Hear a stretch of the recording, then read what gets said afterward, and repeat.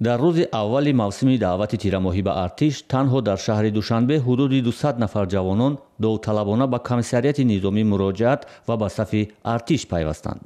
ба гуфтаи вазорати дифоъ, дар ин рӯз шумораи ҷавонони довталаб барои хизмат дар сафи артиши Тоҷикистон дар дигар навоҳии кишвар низ ба фарқ аз гузашта бештар ба назар мерасид.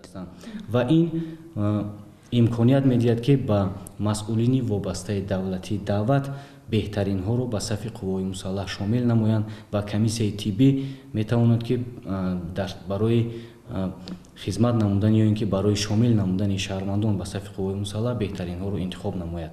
сухангӯи вазорати дифои Тоҷикистон афзоиши шумораи ҷавонони довталаб ба сафи артиши миллиро марбут ба беҳтар шудани шароити хизмати ҳарбӣ, пешниҳоди имтиёзҳо ва таблиғи ҷавонон унвон кард.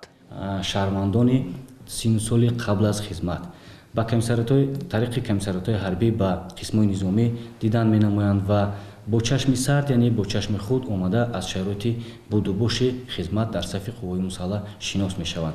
ҳамзамон аз ҷониби мақомотҳои иҷроияи ҳокимияти давлатӣ ва комиссариятҳои ҳарбӣ пайваста ташкилу баргузор намудани корвонҳои дидор.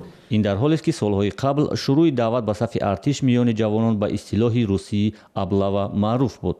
бо иллати он ки шумораи зиёди ҷавонони қобили хизмат аз артиш сарпечӣ мекарданд, мақомоти интизомӣ ва низомӣ барои иҷрои нақшаи даъват ҷавононро аз кӯчаву хиёбонҳо иҷборан ба артиш мебурданд.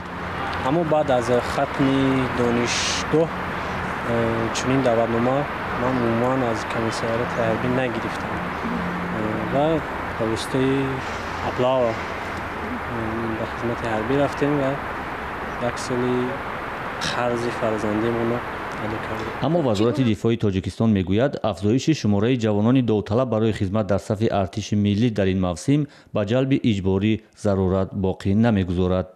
дар зимн қабл аз оғози мавсими даъват ба сафи артиш, мақомоти шаҳру навоҳӣ ва масъулини даъват ба артиш дар ҷаласае дар ҳузури Азим Иброҳим, муовини сарвазири Тоҷикистон, муваззаф шуданд ки нақшаи даъват ба артишро то 2 моҳ тӯл надода дар кӯтоҳтарин фурсат иҷро кунанд.